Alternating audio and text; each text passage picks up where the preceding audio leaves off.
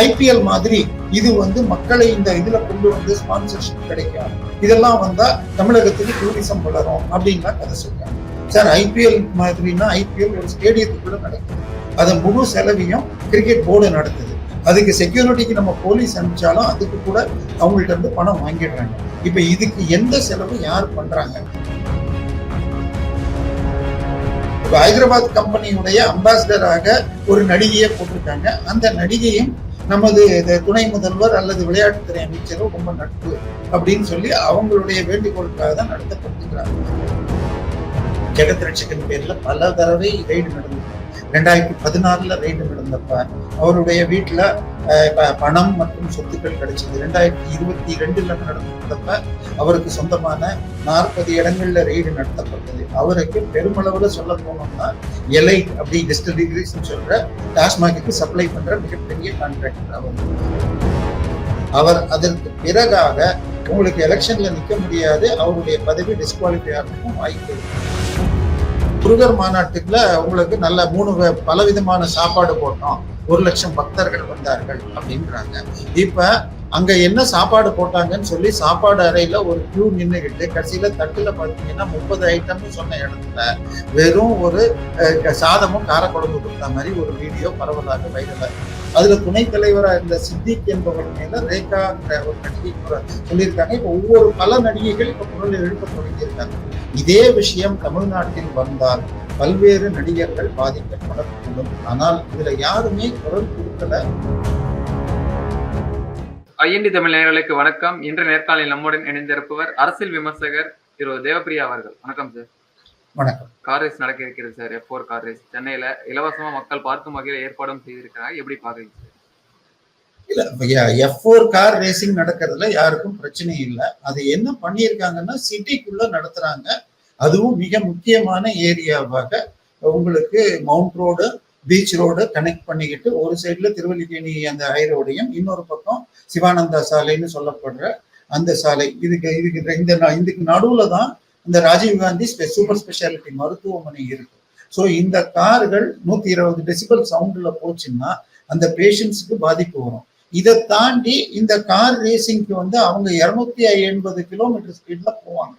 அப்ப ரோடு நம்ம சாதாரண ரோடு போட முடியாது. அவங்க கட்டிங் டேர்னிங்கெல்லாம் இது நல்ல ஃபுல் ஃபிளாட்டா இதுவா இருக்கணும். நம்ம சாதாரண ரோடு தண்ணீர் வடியறதுக்காக லேசான ஸ்லோப் கொடுப்பாங்க, ஓரத்துல வடியணும்னு. இது ஃபுல் ஃபிளாட்டா வரணும். இதுக்காக இந்த ரோட்டை உடைச்சு போட்டு போன வருடமே செஞ்சுட்டு மழை அது நிறுத்தப்பட்டது.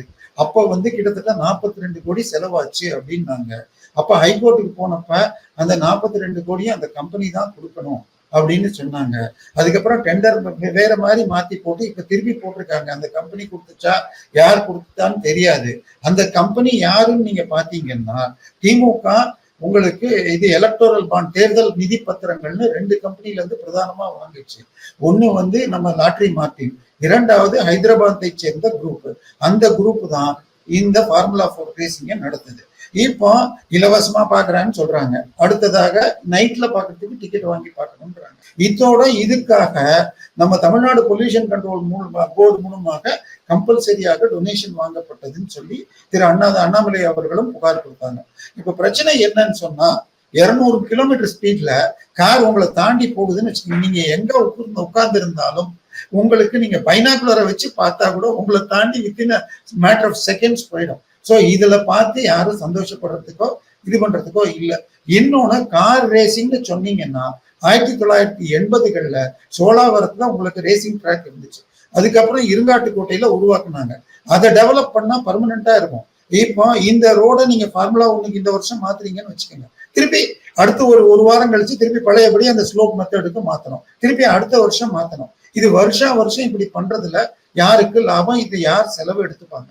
இதை இவங்க என்ன சொல்றாங்க, ஐபிஎல் மாதிரி இது மக்களை இந்த இதுல கொண்டு ஸ்பான்சர்ஷிப் கிடைக்கும், இதெல்லாம் வந்தா தமிழகத்துக்கு டூரிசம் வளரும் அப்படின்லாம் கதை சொல்றாங்க. சார், ஐபிஎல் மாதிரினா ஐபிஎல் ஒரு ஸ்டேடியத்துக்குள்ள நடக்குது, அதை முழு செலவையும் கிரிக்கெட் போர்டு நடத்துது. அதுக்கு செக்யூரிட்டிக்கு நம்ம போலீஸ் அனுப்பிச்சாலும் அதுக்கு கூட அவங்கள்ட்ட இருந்து பணம் வாங்கிடுறாங்க. இப்ப இதுக்கு எந்த செலவு யார் பண்றாங்க? இது எல்லாமே அந்த ஹைதராபாத் கம்பெனியுடைய அம்பாசிடராக ஒரு நடிகையை போட்டிருக்காங்க. அந்த நடிகையும் நமது துணை முதல்வர் அல்லது விளையாட்டுத்துறை அமைச்சரோ ரொம்ப நட்பு அப்படின்னு சொல்லி அவங்களுடைய வேண்டுகோளுக்காக தான் நடத்தப்படுதுங்கிறாங்க. நான் அதுக்குள்ள போகவே விரும்பல. நான் சொல்றது இந்த நடத்துறதுக்கு கிட்டத்தட்ட 150 கோடிக்கு மேல ரோட ரெடி பண்ணி செலவு பண்ணியிருக்காங்க. இதை திருப்பி இது முடிஞ்ச உடனே திருப்பி பழையபடி மாத்தணும். 200 கோடிக்கும் அதிகமான தொகையை அந்த கம்பெனி கொடுக்குமா இல்லையா? ஏன் இது இருங்காட்டுக்கோட்டையில் நடத்தாம இங்க கட்டணும், இங்க நடத்தணும்? எங்க நடத்தினாலும் ஆர்வலர்கள் போய் பார்ப்பாங்க. அதனால டிவியில காட்டுறதா இருந்தா எங்க இருந்தாலும் யார் வேணாலும் பார்க்கலாம். சோ இது தமிழக மக்களுக்கு எதுவுமே செய்யாம, இது அதுக்கு பேர் என்ன, கிட்டத்தட்ட எந்த ஒரு ஸ்கூலுக்குமே 3.5 வருஷமா உங்களுக்கு இபி கரண்ட் கட்டல அப்படின்னு ஒரு பெரிய புலனாய்வு மீடியாக்காரர் வீடியோ போட்டிருக்காரு. அப்படி இருக்கிறப்ப இந்த இதுக்கு போய் ஒரு 300 கோடி செலவு பண்றதுல என்ன லாபம்? சார், உயர்நீதிமன்றத்துல இந்த வழக்கு சம்பந்தமா விசாரணை வந்த போது கூட யாருக்கும் இடையூறு இல்லாம நடத்திக்குவாங்க அப்படின்னு அனுமதி எல்லாம் வழங்கிய போதுதான் இருக்கு. இல்ல, முதல் தடவை கொடுத்தப்ப என்ன சொன்னாங்கன்னா, உயர்நீதிமன்றம் இந்த செலவு முழுக்க அந்த கம்பெனி ஏற்றுக்கொள்ள வேண்டும், தமிழக அரசு தன்னுடைய நிதியிலிருந்து செலவு செய்யக்கூடாதுன்ட்டாங்க. உடனே கார்பரேஷன் இந்த ஃபார்முலா 1க்காக ரோடு போடுறேன்னு டெண்டர் போட்டத இப்ப திருப்பி போட்டப்ப வேற மாதிரி பேரை மாத்தி திருப்பியும் மெட்ராஸ் கார்பரேஷனும் இல்ல அரசு தான் பண்ணியிருக்கு அப்படின்னு மீடியால மற்ற புலனாய்வாளர்கள் சொல்றாங்க. இப்போ இது குறைந்தபட்சம் முதல் தடவை ஒரு 42 கோடி, அதுக்கப்புறமாக இன்னொரு 100 கோடி வரைக்கும் செலவு பண்ணியிருக்காங்க. இப்ப இதை தாண்டி உங்களுக்கு கொள்கை முடிவு அப்படின்னு சொல்லிட்டா நீதிமன்றம் ஒரு அளவுக்கு மேல கொண்டு போக முடியாது. பாதிப்பு இல்லாமன்னு சொன்னால் 250 கிலோமீட்டர் ஸ்பீட்ல போற வண்டியில என்ன டெசிபல்ல உங்களுக்கு சவுண்டு வரும்? நாங்க இதெல்லாம் எந்த ப்ரூஃப் எதுவும் பண்ண முடியாது. எனவே நீதிமன்றம் ஒரு லெவலுக்கு மேல ஆளும் ஆட்சியை பகைத்து கொள்ள முடியாதுன்றாங்க. இன்னும் கொஞ்சம் திறமையான நீதிபதியோட இன்னைக்கு ஸ்டே வந்தா கூட நான் ஆச்சரியப்பட மாட்டேன். கடைசி நிமிஷத்துல ஸ்டே வந்தாலும் நான் ஆச்சரியப்பட மாட்டேன். ஆனால் மக்களுக்கு பாதிப்பு இல்லாம இருங்காட்டுக்கோட்டை போன்ற இடத்துல இது நடத்துவது நல்லது. சார், முதல்வர் ஸ்டாலின் அவர்கள் வெளிநாடு பயணம் சென்றிருக்காரு சார். அங்க முதலடி இருப்பதாக ஒரு 15 நாட்கள் அங்க தங்கி முதலடி இருக்கிறதா அந்த தகவல் வந்திருக்கு. இந்த நேரத்துல இங்க எம்பி ஜெகத் ரட்சகன் அவர்கள் மீது பாத்தீங்கன்னா அமலாக்கத்துறை 908 கோடி அபராதம் விதிச்சிருக்கு. காரணம் என்ன சார்? இல்ல, இது அவர் அமெரிக்கா போறது முதலீட்டு ஈட்டுட்டு வரட்டும்னா நம்ம நல்லது. ஆனால் இதற்கு முன்னாடி போனப்ப எந்த ஊர்லயும் ஈட்டுட்டு வந்ததுக்கு ஒரு வெள்ளை அறிக்கை கிடையாது. அவர் குவைத்து போனப்ப 6000 கோடின்னாங்க. அதுல லூலு மால் சென்னையில வருதுன்னாங்க. நோபல் ஸ்டீல்ங்கிற கம்பெனி 1000 கோடிக்கு ஸ்டீல் மில்லுன்னாங்க, அதுவும் வரல. அந்த நோபல் ஸ்டீல்ல முன்னாடி டைரக்டரா இருந்தது உதயநிதி ஸ்டாலின், இப்பொழுது டைரக்டரா இருக்கிறவர் MM அப்துல்லான்னு சொல்லிட்டு ராஜ்யசபா டிஎம்கே எம்பி. அப்ப இவங்க பணத்தையே கொண்டு வராங்களா? அதை கூட முதலீடா வரல. அடுத்ததாக ஜப்பான் போனாங்க, பெரிய முதலீடு வரல. ஸ்பெயின் போனாங்க, முதலீடு வரல. இதுல உங்களுக்கு அதுக்கு பேர் என்ன சொல்றது, தூத்துக்குடியில ஒரு பர்னிச்சர் பார்க் கொண்டு வரேன்னு சொல்லி அடிக்கல் நாட்டி இருக்காங்க. அடிக்கல் நாட்டி 1.5 வருஷம் ஆச்சு, அங்க எதுவும் வந்ததாக தெரியல. அதுக்கப்புறம் இதுல வியட்நாம்ல இருந்து ஒரு மிகப்பெரிய எலக்ட்ரானிக் வெஹிக்கிள் கார் கம்பெனி 15,000 கோடி இன்வெஸ்ட் பண்ணிருந்தாங்க. அந்த கம்பெனியே நஷ்டத்துல இருக்கு. இது வரைக்கும் அங்க அடிக்கல் நாட்டத்தை தாண்டி எதுவும் நடந்ததா தெரியல. சோ இந்த இவங்க போய் கையெழுத்து போடுறதுக்கு பேர் வெறும் புரிந்துணர்வு ஒப்பந்தம். அந்த கம்பெனி இவருடைய வேண்டுகோளை ஏற்று தமிழகத்தில் நாங்கள் இன்வெஸ்ட்மெண்ட் செய்வதை யோசிக்கிறோம், அவ்வளவுதான் இதுக்கு அர்த்தம். அதுக்கப்புறம் பணத்தை டிரான்ஸ்பர் பண்ணி இங்க இன்வெஸ்ட்மெண்ட் நடந்தாதான் நடக்கும். இதுக்கு அடுத்தது நீங்க சொன்னீங்க எம்பி ஜெகத் ரட்சகன் அவர்கள் இப்ப 908 கோடி, நீங்க அவர் போனதுக்கு இதுக்கு சம்பந்தம் இல்லைங்க. இந்த விஷயம் 2000 ஆண்டு ரெய்டிலேயே இவர் கிட்டத்தட்ட 89 கோடிக்கு மொரீஷியஸ்ல இன்வெஸ்ட் பண்ணி சிங்கப்பூரை சேர்ந்த சில்வர் பார்க் இன்டர்நேஷனல் என்ற கம்பெனியை வாங்கியிருக்கார். அதற்கு எந்த விதமான ஒரு அனுமதியும் வாங்கல. அதாவது இதெல்லாம் வெளிநாட்டு நிதியில வாங்குறது, டாலரா மாத்தி, ஃபாரின் எக்ஸ்சேஞ்ச். சோ இவை எல்லாம் ஃபாரின் எக்ஸ்சேஞ்ச் ஃபெமா என்ற ஆக்ட்ல வரும். ஃபெமா ஆக்ட் படி யாராக இருந்தாலும் வெளிநாட்டுக்கு நிதி டாலராவோ யூரோவா மாத்துறதா இருந்தா நீங்க அனுமதி பெற்று மாத்தணும். இவர் அங்க 89 மில்லியனுக்கு அங்க இன்வெஸ்ட் பண்ணியிருக்காருன்னா ஃபெமால இந்த அந்நிய செலாவணி மேனேஜ்மெண்ட் நிர்வாக சட்டம், ஃபாரின் எக்ஸ்சேஞ்ச் மேனேஜ்மெண்ட் ஆக்ட், அதுல இவர் அப்ரூவல் வாங்கலன்னு கண்டுபிடிச்சிட்டாங்க. அந்த சில்வர் பார்க் இன்டர்நேஷனலை வச்சுக்கிட்டு ஸ்ரீலங்கால 26,000 கோடிக்கு அம்பன் தோட்டாங்கிற அந்த துறைமுகத்துல ஒரு மிகப்பெரிய ரிஃபைனரி கட்ட போறேன்னு ஒரு அக்ரிமெண்ட் சைன் பண்ணாரு. அதுக்கப்புறம் அதுல பெரிய முன்னேற்றம் இல்லை, அந்த இது நடக்கல. பட் 26,000 கோடியில 30%, அதாவது அந்த கம்பெனி சில்வர் பார்க் இன்டர்நேஷனலுடைய 70% ஷேரை இவர் கம்பெனி வச்சிருக்காங்க. அதாவது இவருடைய மனைவி, மகள் மற்றும் மனைவி மகள் 3 பேர் வச்சிருக்காங்க. மீதம் 30% ஓமன் இன்டர்நேஷனல். ஓமன் இன்டர்நேஷனல் எங்களுக்கு தொடர்பு இல்லைன்ட்டாங்க. இப்ப எப்படி நீங்க அதை இன்வெஸ்ட் பண்ணீங்கன்னு கேட்டா பதில் இல்லை. இந்த சொத்துக்களை 2021லயே அட்டாச் பண்ணியாச்சு. அதுக்கு ஸ்டே கேட்டு அவர் வழக்கு போட்டு ஜெயிக்க முடியல. இப்போ அட்டாச் பண்ணதை நாங்களே எடுத்துக்க போறோம்னு சொல்றாங்க. இப்ப அட்டாச்மெண்ட் இல்லை, இது அதை சீஸ் பண்ணிடுறாங்க எங்களுக்கு. இதுல நீங்க முறைப்படி நடக்கலன்னு சொல்லிட்டு 908 கோடி பெனால்டி ஃபைன் போட்டிருக்காங்க. இந்த கடந்த 2017 இருந்து 2024 இந்த 7 வருஷத்துல மொத்தமாக ஈடி போட்ட பெனால்ட்டியே 4300 கோடி மட்டுமே. இப்ப இந்த ஒரு கேஸ்லயே வருதுன்னு சொன்னால் இப்ப நம்ம புரிஞ்சுக்கலாம் இந்த மேக்னிடியூட் ஆஃப் ஊழல். இதை தாண்டி ஜெகத் ரட்சகன் பேர்ல பல தடவை ரெய்டு நடந்தது. 2016 ரெய்டு நடந்தப்ப அவருடைய வீட்டுல பணம் மற்றும் சொத்துக்கள் கிடைச்சது. 2022 நடந்தப்ப அவருக்கு சொந்தமான 40 இடங்கள்ல ரெய்டு நடத்தப்பட்டது. அவருக்கு பெருமளவுல சொல்ல போனோம்னா எலைட் அப்படி டிஸ்டிலரிஸ் சொல்ற டாஸ்மாக்கு சப்ளை பண்ற மிகப்பெரிய கான்ட்ராக்டர் அவர். அதை தாண்டி அக்கார்டு ஹோட்டல் இன்டர்நேஷனல் சொல்லிட்டு டி நகர் ஜிஎன் செட்டி ரோட்ல இருக்கு, மகாபலிபுரத்துல இருக்கு, ஊட்டியில இருக்கு, இன்னொன்னு கோவால இருக்கு ஞாபகம். அதை தவிர college, Bharat engineering college, Bharat university, Jerusalem engineering college, இப்படி இதை தாண்டி பாண்டிச்சேரியில இருக்கு. இப்ப அந்த அவருடைய அரக்கோணம் மெடிக்கல் காலேஜ்ல ஒரு வருஷத்துக்கு 25 லட்சம் ரூபாய் ஃபீஸ், 5 வருஷம் முடிக்கிறதுக்கு 1.5 கோடி ஆகுது. எங்க அப்பாவுக்கு வசதி இருக்கு, சேர்த்து விட்டாரு, ஆனா என் நண்பனுக்கு இல்லைன்னு தற்கொலை பண்ணிக்கிட்டான்னு ஃபயாஸ்ங்கிற ஒரு பர்சன் பேசினான். இது இவருடைய காலேஜ்ல 2009 டைம்ஸ் நவ் போய் அங்க ஹிடன் கேமராவை வச்சுக்கிட்டு அவங்க அன்அக்கவுண்டடா டொனேஷன் வாங்குறாங்கன்னு சொல்லிட்டு அந்த டயத்திலேயே உங்களுக்கு வெளியிட்டாங்க. சோ இப்ப பிரச்சனை என்னன்னா, இவர் கிட்டத்தட்ட 30,000 கோடிக்கு மேல சொத்து வச்சிருக்கார் அப்படிங்கிற மாதிரி பல்வேறு ஆதாரங்கள் இருக்கு. குரோம்பேட்ல குரோம் லெதர் கம்பெனிங்கிற கம்பெனில இவரும் ஒரு டைரக்டரா சேர்ந்து அந்த சொத்துக்களை கபலீகரம் பண்ணிட்டாருன்னு ஒரு வழக்கு நடக்குது. அந்த இடத்தில் பெரும்பகுதியை விட்டுட்டு இன்னொரு பகுதியில தான் பாரத் இன்ஜினியரிங் காலேஜும் ரேலா இன்ஸ்டிடியூட் ஆஃப் அப்படிங்கிற ஹாஸ்பிட்டலும் நடக்குது.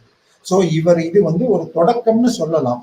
ஆனால் இது இவருக்கு ஏன் சிறை தண்டனையும் அபராதமும் சொல்லாம வெறும் அபராதம் மாத்திரம் சொல்லியிருக்காங்கன்னு தெரியல. ஏன்னா வெளிநாட்டுல போய் பர்மிஷன் வாங்காம முதலீடு பண்ணிட்டு அதுக்கப்புறம் அதுக்கு எந்த வித சிறை தண்டனை கேட்கலங்கிறது ரொம்பவும் உருவா இருக்கு.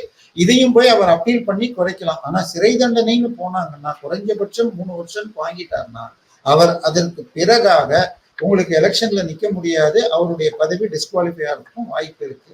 இதே மாதிரி பொன்முடி அவர்கள் 40 லட்சம் ரூபாய்க்கு யுஏஇல ஒரு கம்பெனி வாங்கிட்டு அதை 200 கோடிக்கு வித்தார் என்ற கேஸும் இருக்குது. இது எல்லாம் கரெக்டான முறையில கொண்டு போய் அந்த தவறு செய்திருந்தால் தண்டனை வாங்கி தரணும். இதுதான் நம்மளுடைய கோரிக்கை.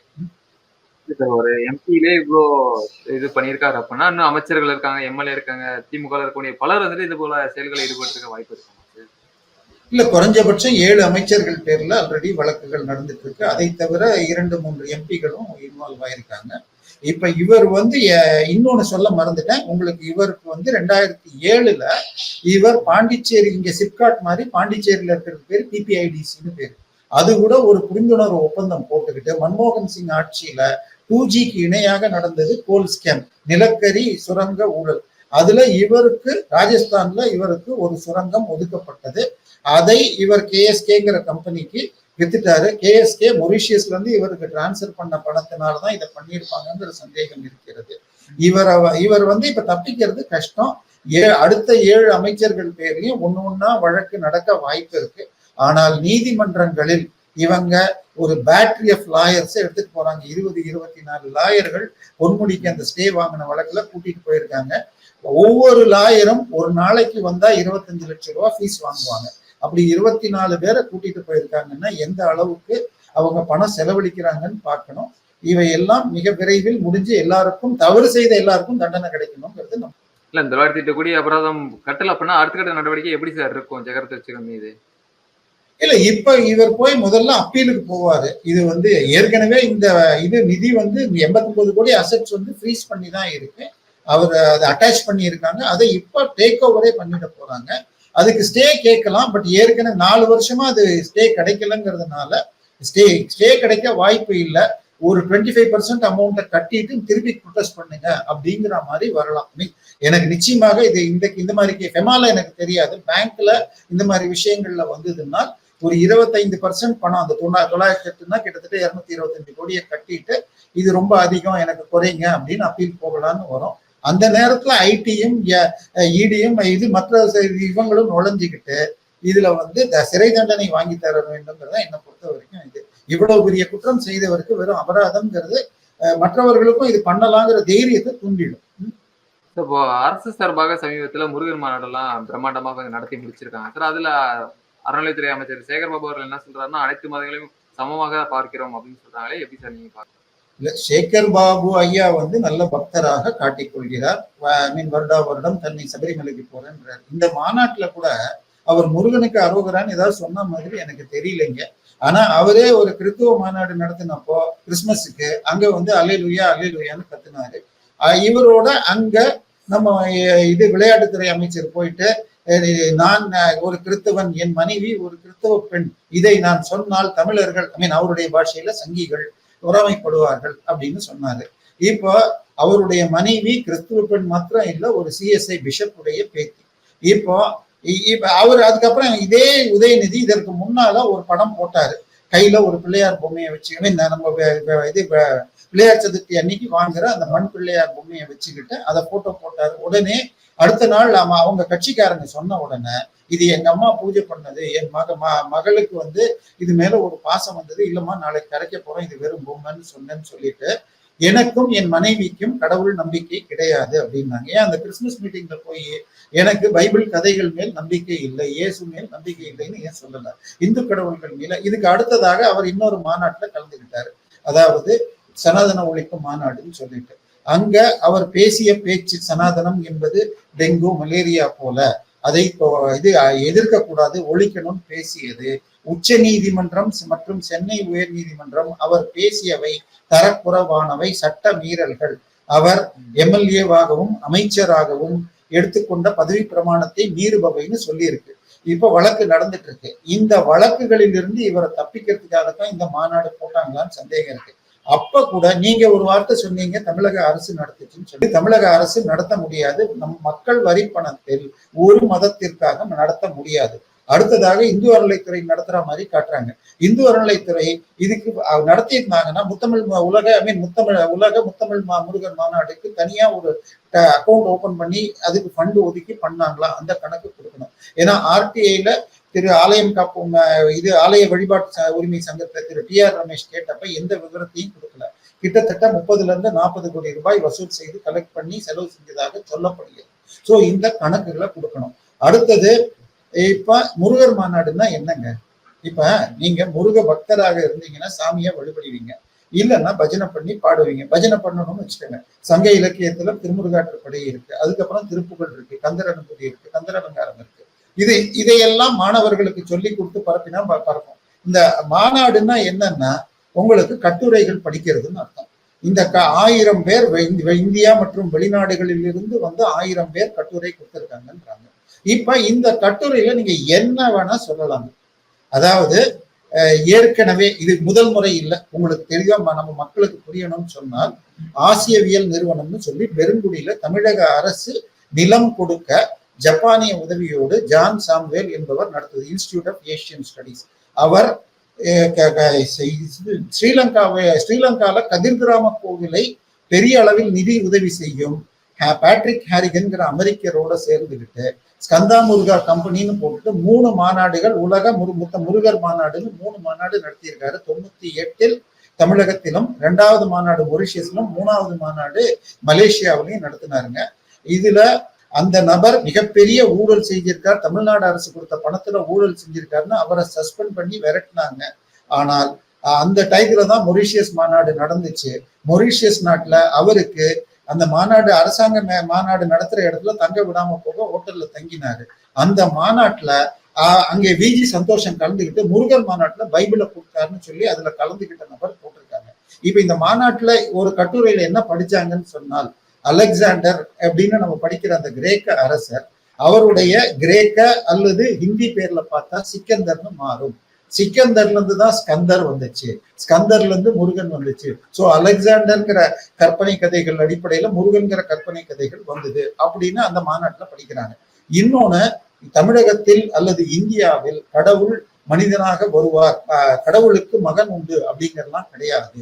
இயேசு என்ற கடவுளின் மகன் கதைகள் அடிப்படையில் உங்களுக்கு முருகனை சிவனின் மகன் அப்படின்னு உருவாக்குனாங்க அப்படின்லாம் கட்டுரை படிச்சாங்க. இந்த ஜான் சாம்வேல், இந்த ஏஷியன் ஸ்டடீஸ், இவருக்கு 2022 மெட்ராஸ் நீதிமன்றம் 2 வருஷம் ஜெயில் தண்டனை கொடுத்து இப்ப ஸ்டேல தான் இருக்காரு. அவரும் இந்த மாநாட்டுக்கு உதவி செய்யறதா ஒரு வீடியோ போட்டிருக்காரு. இதுக்கு நடுவுல இந்த போன முறை நடந்த 3 உலக மாநாட்டுல இருந்து கட்டுரைகளை எடுத்து அதுல இருந்து வேணுங்கிற காப்பி எல்லாம் போட்டு செயின்ட் தாமஸ் வந்து திருக்குறள் சொல்லி கொடுத்து திருக்குறள் எழுதப்பட்டது. அந்த செயின்ட் தாமஸ் சொன்னதை வச்சு இயேசு கதையில இருந்து தான், இயேசு கதையில இயேசுவை குமார கடவுள்னு நாங்க சொல்லுவோம். அதன் அடிப்படையில் குமார கடவுள் வந்தாருன்னு ஒரு PhD தீசிஸ், எம்ஃபில் தீசிஸே இருக்குங்க. அந்த எம்ஃபில் பேசி குமார கடவுளும் குமார கடவுளும்னு அது புக்கா வந்தது. அந்த புக்குடைய அட்டையும் அதுக்கு அந்த புக்கு பிரிண்ட் பண்றதுக்கு CSI சர்ச் பிஷப் பணம் கொடுத்தார் அப்படின்னு அந்த ஆசிரியர் தங்கையான்னு எழுதுன அந்த பேப்பர் கட்டிங்க உங்களுக்கு அனுப்புறேன். அதை நீங்க நடுவுல காட்டினீங்கன்னா நல்லா இருக்கும். சரியா? சோ முருகன் மாநாட்டுல அடுத்தது மாநாட்டுல 1 லட்சம் பேர் கலந்துக்கிறாங்க. அவங்களுக்கு எல்லாம் நல்ல சாப்பாடு போட்டோம்னு ஒரு மெனுவெல்லாம் போட்டாங்க நியூஸ் சேனல்ல. ஆனா சோ முருகர் மாநாட்டுக்குள்ள உங்களுக்கு நல்ல 3 பலவிதமான சாப்பாடு போட்டோம், 1 லட்சம் பக்தர்கள் வந்தார்கள் அப்படின்றாங்க. இப்ப அங்க என்ன சாப்பாடு போட்டாங்கன்னு சொல்லி சாப்பாடு அறையில ஒரு கியூ நின்றுகிட்டு கடைசியில தட்டுல பாத்தீங்கன்னா 30 ஐட்டம்னு சொன்ன இடத்துல வெறும் ஒரு சாதமும் காரக்குழம்பு கொடுத்த மாதிரி ஒரு வீடியோ பரவலாக வைரலா இருக்கு. சோ ஏற்பாடுகளை ஒழுங்கா செய்யல.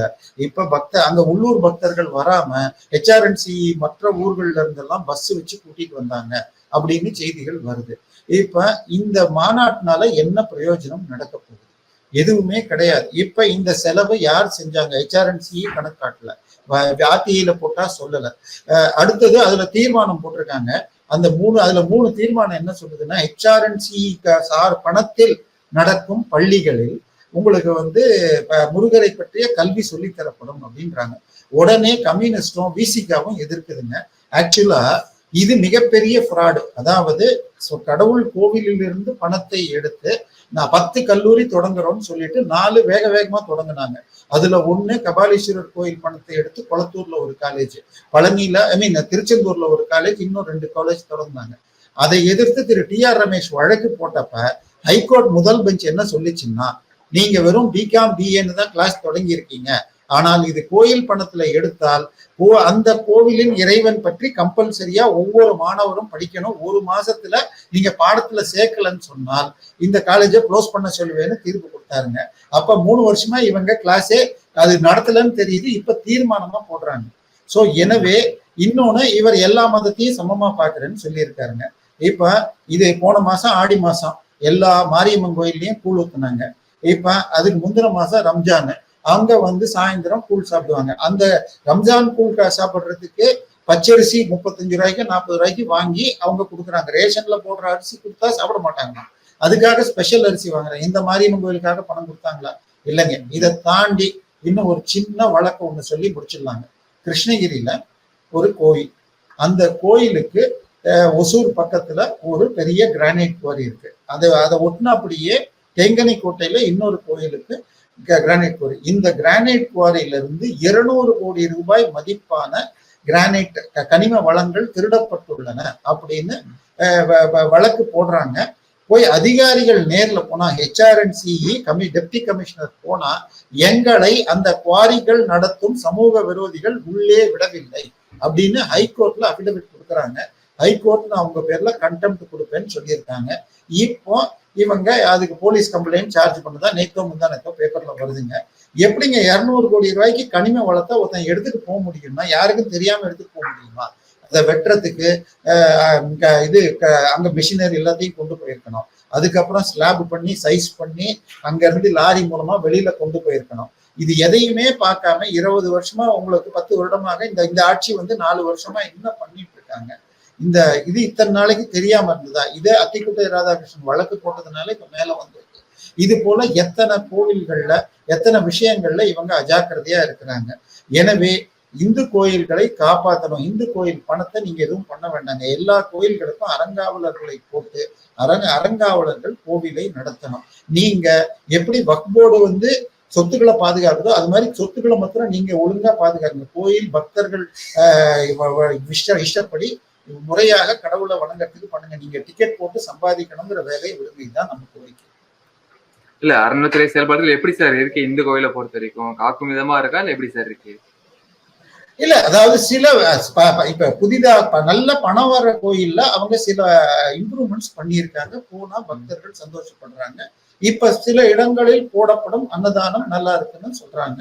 அது ஓகே. ஆனால் சின்ன கோயில்கள், அதாவது இந்து அறநிலையத்துறை கீழே 47,000 கோயில் இருக்குங்க. அவங்க வெப்சைட்டுக்கு நீங்க போனீங்கன்னா கோயில்களை அவங்க ஆண்டு வருமானத்து அடிப்படையில பண்ணியிருக்காங்க. அதாவது 10 லட்சத்துக்கு மேல், 10 லட்சத்துல இருந்து 5 லட்சம், 5 லட்சத்துல இருந்து 2 லட்சம், 10,000க்கு கீழ் இப்படி எல்லாம் போட்டிருக்காங்க. இந்த 10,000க்கு கீழ் வருமானம்ங்கிறது கிட்டத்தட்ட 35,000 கோயில் இருக்குங்க. 47,000 கோயில்ல 35,000 கோயில்ல 10,000க்கு கீழ்னா ஒரு 12 மாசத்துக்கு 365 நாளைக்கு 10,000 ரூபான்னு போட்டீங்கன்னு சொன்னால் அப்ப மாசத்துக்கு 800 ரூபாய். அப்ப 12 × 96 825 ரூபாய். அப்ப 30 நாளைக்கு 825 ரூபான்னு போட்டீங்கன்னு சொன்னீங்கன்னா ஒரு நாளைக்கு 27 ரூபாங்க. அந்த கோயிலை பெருக்கி தொடச்சி கோலம் போட்டு விளக்கேத்துறதுக்கு கூட ஆளுக்கு சம்பளம் கொடுக்குற அளவுக்கு கூட இல்லைங்க. இந்த கோயில் எப்படி இருக்கும்? இன்னொன்னு, இந்த மாதிரி கோவில்களை இவங்க பாலடைஞ்ச கோயில எடுக்க மாட்டாங்க. இப்போ உங்க வீட்டுக்கிட்ட டிஎன் நியூஸ் 21 பக்கத்துல இருக்கிற ஆபீஸ்ல போய் ஏதாவது ஒரு கோயில் நல்லா இருக்குங்க ஆனா நடத்துறதுக்கு வழி இல்லைன்னா அவங்க எடுக்க மாட்டாங்க. அதே இந்த கோயில்ல தினமும் 1000 ரூபாய் உண்டியல்ல வருது சார், இதுக்கு சொத்து இருக்குன்னா தான் எடுப்பாங்க. அப்படிப்பட்ட கோயில்களை எடுத்துட்டு இப்படி 35,000 கோயில ஆக்கியிருக்காங்கன்னு சொன்னால் இந்து மதத்தையே அழிக்கிறதற்கு இவங்க உதவுறாங்களோன்னு பயமாக இருக்கு. ஏன்னா 35,000 கோயில்ல தினசரி வருமானம் 25 ரூபாய்க்கு இல்லைன்றாங்க. நீங்க இன்னைக்கு ஒரு டீ சாப்பிடணும்னா, ஒரு காஃபி சாப்பிடணும்னா டீ கடையில் சாப்பிட்டா கூட 20 ரூபாய்க்கு கீழே காஃபி டீ கிடைக்காது. அப்படி இருக்கிறப்ப உங்களுக்கு மீடியம் சைஸ் ஹோட்டல்ல அப்படி இருக்கிறப்ப 35,000 கோயில்ல ஆண்டு வருமானம் 10,000க்கு கீழேங்கிறாங்க. சில பல கோவில்கள் கோயிலே இல்லாம இருக்குங்க. அதாவது இது கிரிவலம் சுத்தி வர பாதையில பக்த மார்க்கண்டேயர் கோயில்ங்கிறது எங்க இருந்ததுன்னே தெரியலங்கிறாங்க. பக்தர் வழக்கு போட்ட 6 மாசத்துல கட்டி கொடுன்னு 2022 தீர்ப்பு கொடுத்தது இன்னைக்கு வரைக்கும் கட்டி தரப்படல. இப்ப சமீபத்துல உங்களுக்கு சென்னை என்எஸ்சி போஸ் அந்த முனையில வால்டாக்ஸ் ரோட ஒட்டி இருக்கிறதுல ஒரு பிள்ளையார் கோயிலே காணும். என்னன்னு கேட்டா அதை இடிச்சு விட்டு குப்பத்தொட்டியா வைக்க ஆரம்பிச்சிட்டாங்க. வழக்கு போட்டா அங்கெல்லாம் கோயில் இல்லையேன்றாங்க. யாரோ ஒரு பக்தர் போட்டோ கொடுக்க இப்ப கட்டித்தரோம்னு சொல்லியிருக்காங்க. அப்ப இவர்கள் எப்படி நிர்வாகம் பண்றது? கோயில் இருந்ததே இல்லைன்னு சொல்ற அளவுக்கு கோர்ட்ல அபிடவிட் சொல்ற அளவுக்கு இருக்காங்க. அதனால பக்தர்கள் கண்காணிப்போட இருக்கணும். அதனால கோவில்களை இன்னும் செம்மையாக செய்யலாம். சிறிய கோவில்களை விட்டுட்டு பெரிய கோவில்களை அறங்காவலர் மூலமாக மேற்பார்வை பார்க்கணும். இதுதான் நம்ம கோரிக்கை.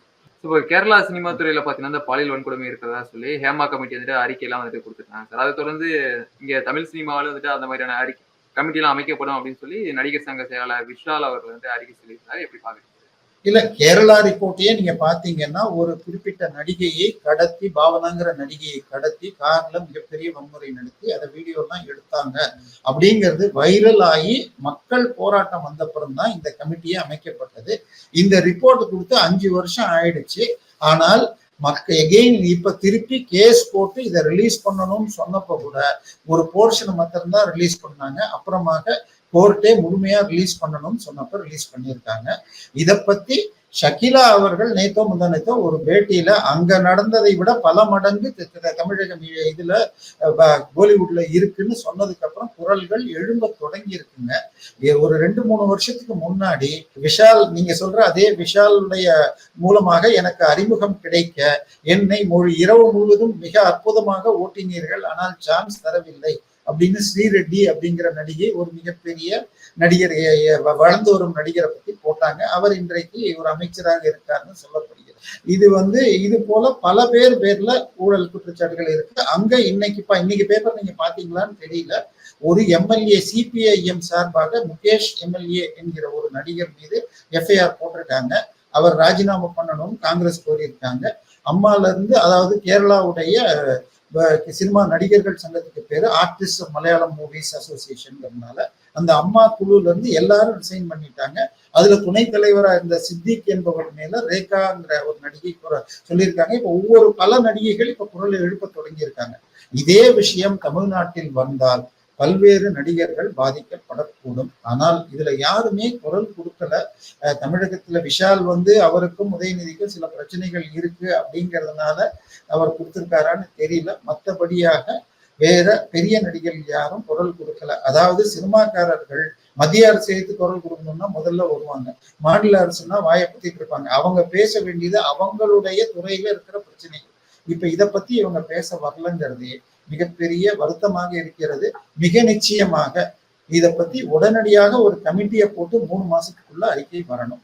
பொறுத்திருந்து பார்க்கலாம் அடுத்த கட்ட நடவடிக்கை எப்படி இருக்குன்றது சினிமா துறையை தொடர்ந்து பேசுவோம். நேர்காணல் கொடுத்தமைக்கு நன்றி சார்.